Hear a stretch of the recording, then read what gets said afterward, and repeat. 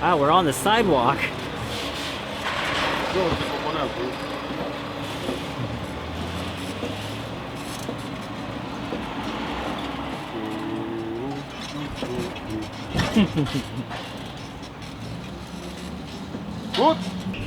So we've hopped in a pedicab now instead of taking the subway because the line was closed.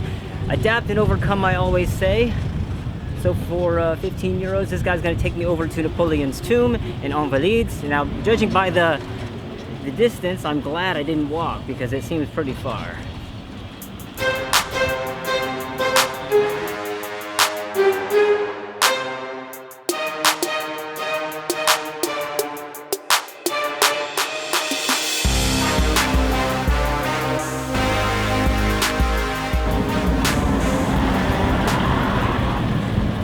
Musée de l'Armée. Merci beaucoup, monsieur. Yes. Thank you. Good? Very good. Strong. Very good. Very strong. Good luck. Yes. Good luck. Thank you. Bye. Bye. It's okay, good? Very good. Okay. So we are outside the Musée de l'Armée. As you can see here. This is the Army Museum and Napoleon's tomb inside. And you can see here it closes at from 10 to 6. 10 o'clock to 6 o'clock. So we made good time.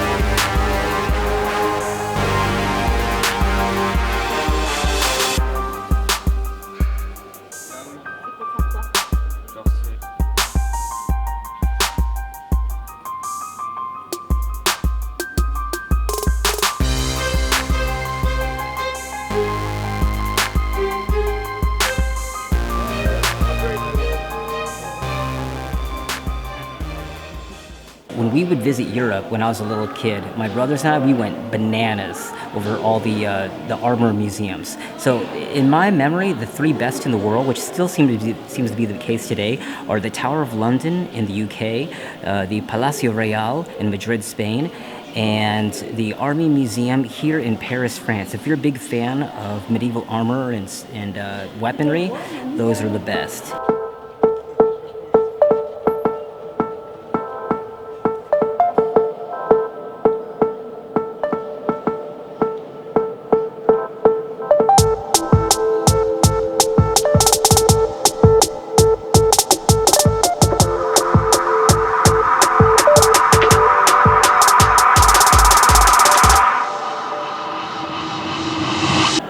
One of the great men of world history, Napoleon Bonaparte, is magnificently buried right behind me in 15 layers of coffins in here.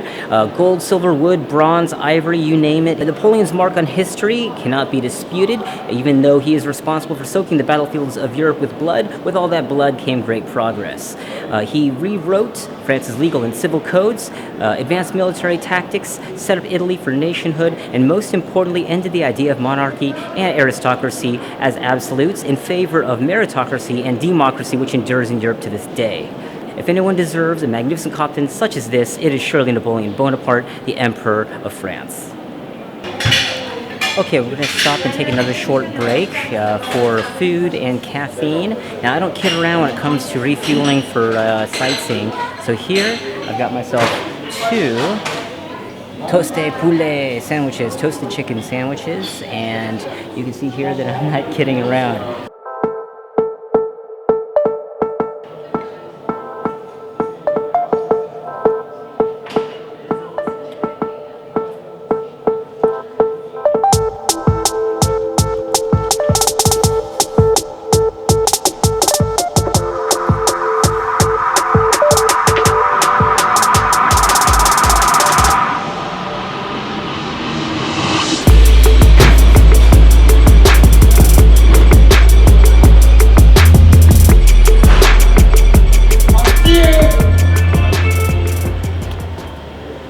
we're back.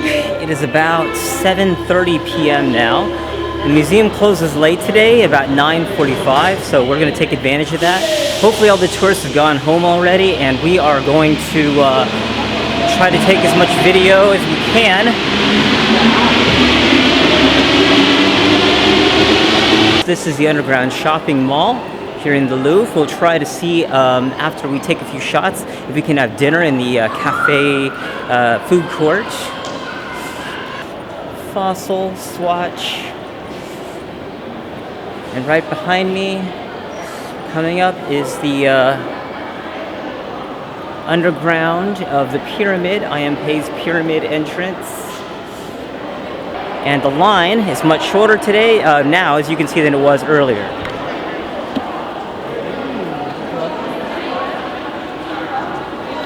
This is just for security, but it's going very quickly, as you can see right behind me. This is the line, and since I don't have a bag, just this camera, it should be very quick, very easy.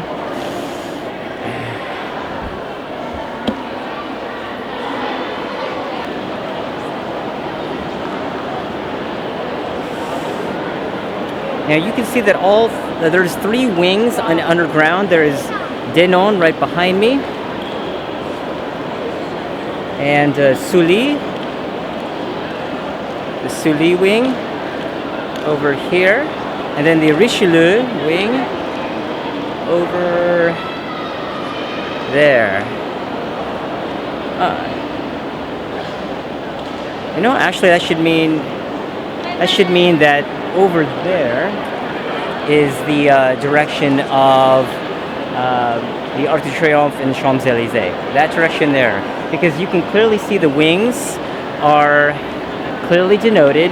Yeah, Sully and Richelieu and Denon. So those are the three sides of the pyramid that are surrounded by the old buildings, and then that way is, of course, the Tuileries Garden, Champs-Élysées, leading to the Arc de Triomphe, over that way. Okay, so we're looking for the old collection now.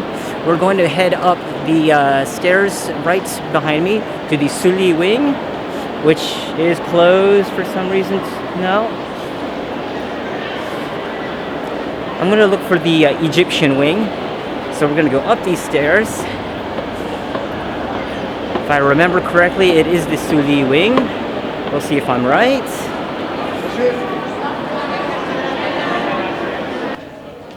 Okay, without any effort or research beforehand, just memory, the Venus de Milo should be up these stairs here in the Sully wing. Well, it's pointing this way, but the stairs are this way, so fingers crossed, we're going the right way.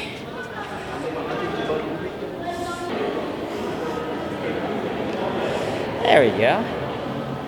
There, Venus de Milo. And you would believe the crowd that's gathered around the statue right now. Check this out. Look at all these people. She's very popular.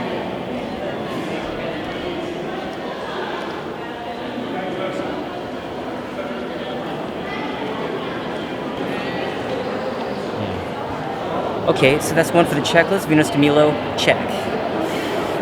Number 2. Back down. And I have 2 directions I could possibly go. It looks like that is the right way. But let's try to be sure.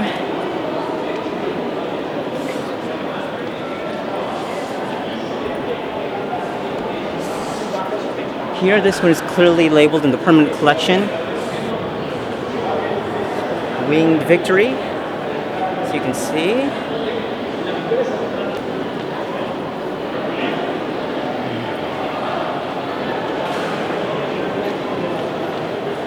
Oh, actually that is it right there. Huh, that's pretty hilarious. Alright, somehow I missed it, but at the top of the staircase is the Winged Victory, right here. Number 2, so on to number 3. We're hitting the highlights. Oops, excuse me. Very clearly labeled.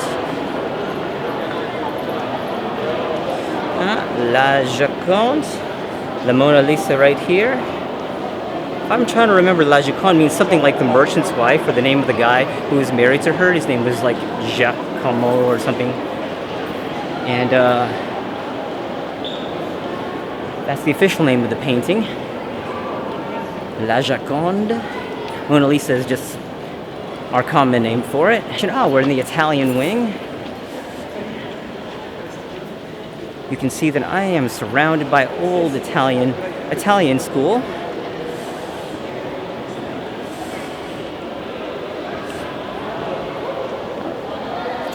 Okay, moving on. This reminds me of that scene from European Vacation with Chevy Chase, where they're literally running through the Louvre.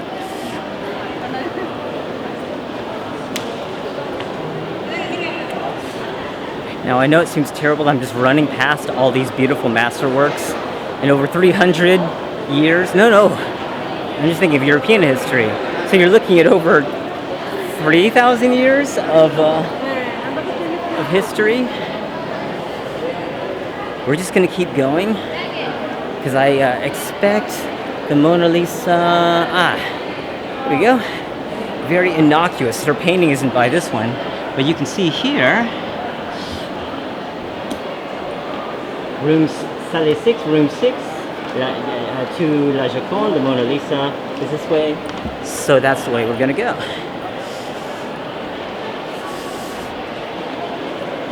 Okay, I expect there to be a huge crowd around her. Oh, and there it is.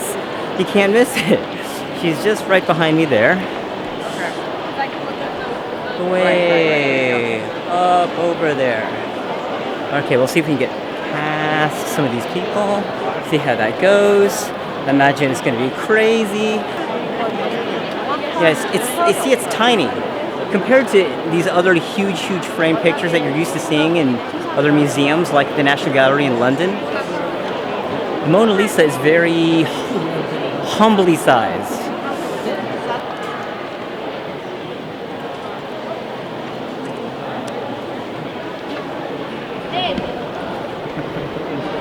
That's crazy, right?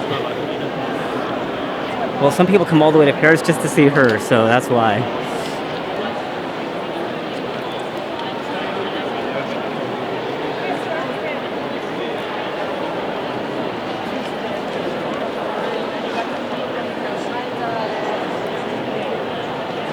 There's brilliant art in this entire room, but no one notices because we're looking at the Mona Lisa. It's like the other paintings are stuff you look at while you're waiting to see the Mona Lisa. It's like this is just a waiting room. So what am I doing wrong? But at least the curators of the museum are at least smart enough to know not to put anything else important in this room. So you're not distracted by the other paintings. You're just looking at the Mona Lisa because chances are you're just going to come in, take your picture, and leave, like we're probably planning to do ourselves.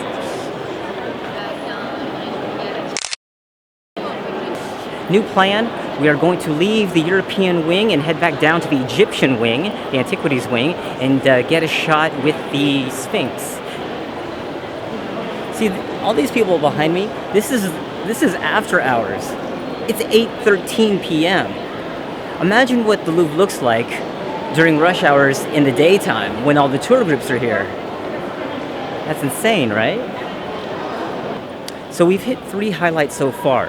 We did the Venus de Milo, the Winged Victory, La Gioconde, the Mona Lisa, and number 4 will be the Tutankhamun Sphinx.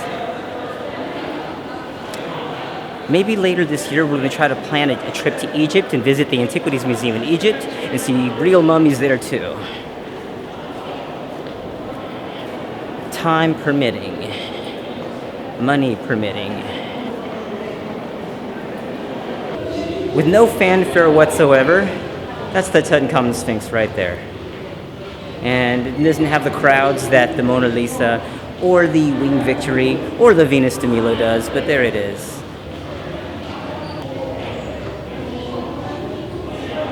Sphinx, check. To see the 4 highlights that we just saw, when you enter through the when you get through the entrance of the Louvre, remember to head for the Sully wing, not the Denon wing or the Richelieu wing, the Sully wing. That's the one you want to hit those 4 highlights. The other wings, do them if you have time. And that's the Louvre in 30 minutes. Okay, so obviously there's more to see in the Louvre than those 4 highlights I mentioned. Like if you like European masters, like you want to see some water lilies and that kind of thing, maybe a nice Degas or Van Gogh, you should plan your route before you enter. Do your research beforehand, know where the wings are. All those maps are all online. Have an idea and a plan of attack as to what highlights you want to hit when you're in the Louvre Museum. Otherwise, you could be in there. You could spend days in the Louvre looking at every single picture and studying every nuance of your favorite artists. Look, an Apple store in the Louvre.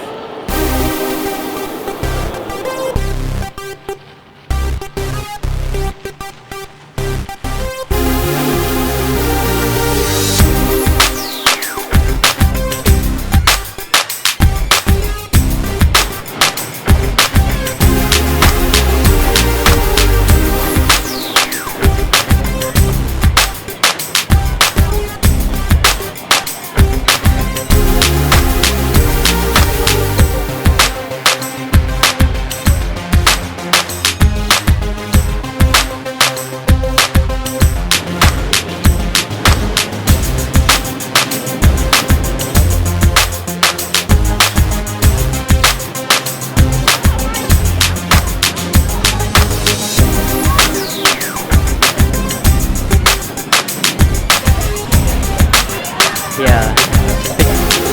Let's see, crane arm game. And over here we have, yes, the bumper cars.